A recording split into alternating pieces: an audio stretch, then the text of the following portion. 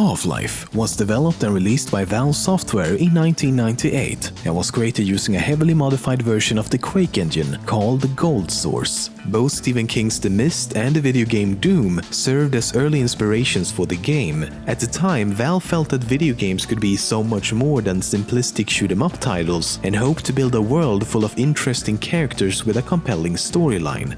The name Half-Life is a scientific term used to determine the time required for any specific property to decrease by half. To simplify, it's a term most commonly used in the context of nuclear physics and nuclear chemistry. So in that regard, it makes sense as it's very evocative of the game's scientific theme. Another reason is that the Half-Life equation uses a Greek symbol called lambda, which has since become a very prominent logo for the game.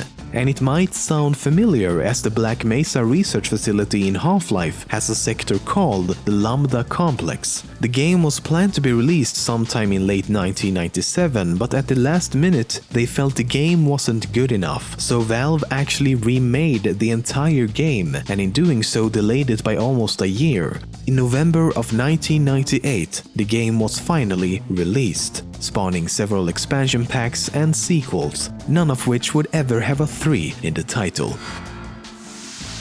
The German version of the first Half-Life has some pretty ridiculous changes and censorship. For example, when you shoot someone or something, there's no blood whatsoever, which is kinda strange given how there's still blood everywhere else. When you kill an ally, they don't die. That's right, people don't die if they are killed. Instead, they chose the much more realistic approach of sitting down while shaking their heads in disappointment at you. Oh fuck, I can't believe you've done this. But the most odd difference is that all Marines are replaced with robots. A common phrase spoken by the guards in the first Half-Life is, "Hey, catch me later, I'll buy you a beer. Hey, catch me later, I'll buy you a beer. Hey, catch me later, I'll buy you a beer. Hey, catch me later, I'll buy you a beer." When you meet Barney Calhoun in Half-Life 2, who happens to be an ex-guard from Black Mesa, one of the first things he says is, "About that beer I owed you." Speaking of Barney, even though he's supposed to be the protagonist in the expansion Half-Life Blue Shift, the character model for Gordon Freeman is still used. Funnily enough, there goes the real Gordon Freeman.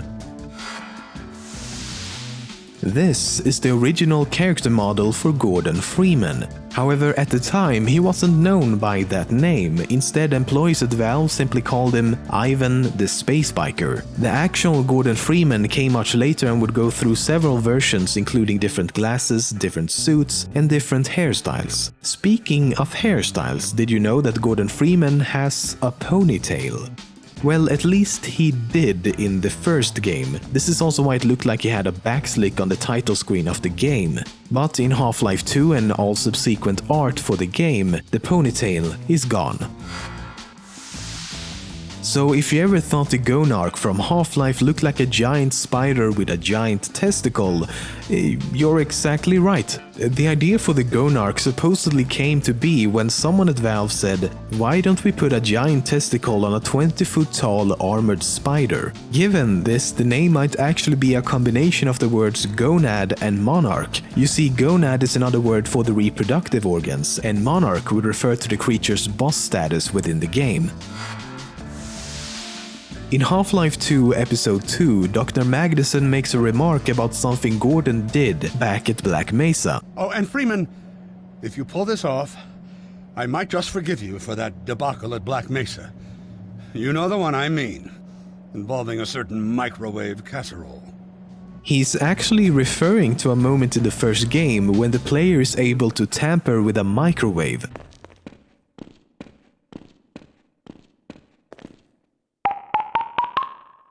My God, what are you doing?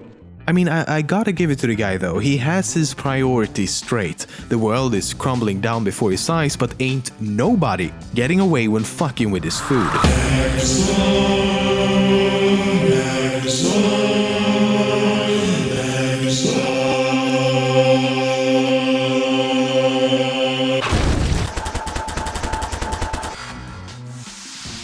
While you might still be waiting for a new Half-Life game, Japan got their very own back in 2006. It's called Half-Life 2 Survivor and is an arcade game based on Half-Life 2. The game was met with mostly positive reviews all around, but unfortunately for the rest of the world, it's only available in Japan.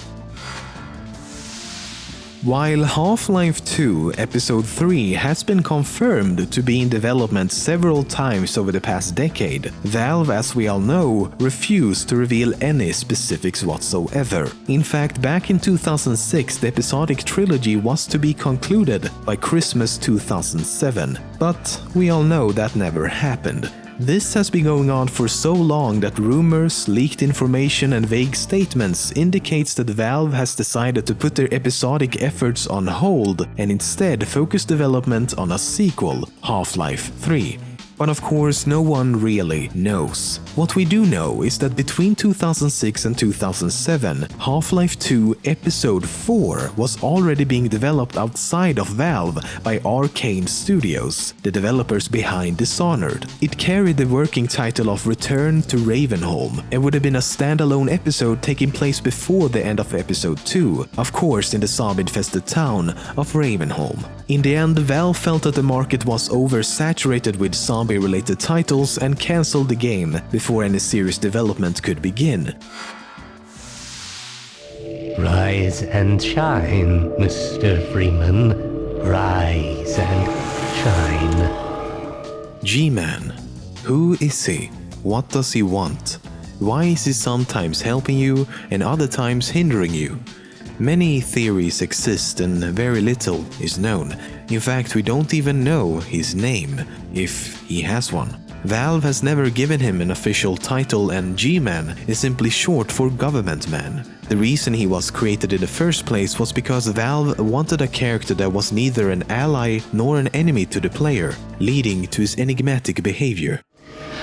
Wake up and smell the ashes. The story behind the Half-Life series is never fully explained within the games. You get bits and pieces of the puzzle every now and then, yet many mysteries remain unexplained. So this is the story of Half-Life so far.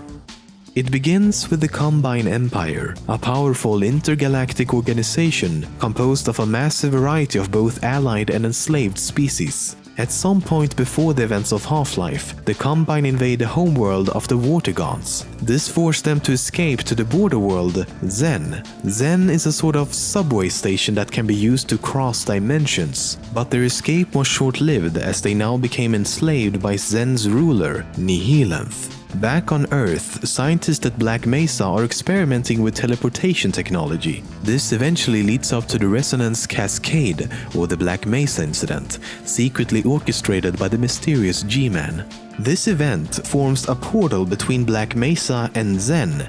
Nihilanth viewed the portal as a liberation from the Combine and decided to invade the Earth using his minions and the enslaved Watergods. A certain scientist in an orange suit managed to fight off the alien invaders and eventually end up defeating Nihilanth at the end of Half-Life. G-Man is impressed by this and gives you an ultimatum: work for him or die. G-Man then puts Freeman in some sort of suspended animation to call upon when needed at a later time. Meanwhile, portals between the Earth and Zen is now forming everywhere and alien creatures continue to flood the planet.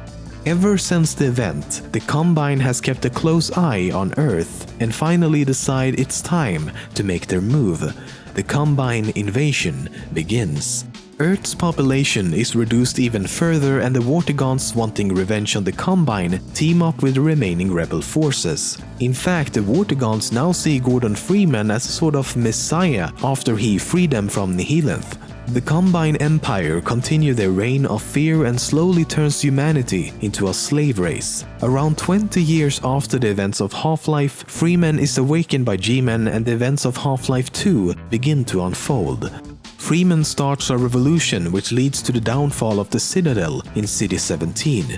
As a last resort, the Combine destroys City 17 to create a super portal and call for reinforcements. Eventually, the Resistance destroys the portal and we are now all eagerly waiting for Episode 3, or a third something. Surely Valve will deliver.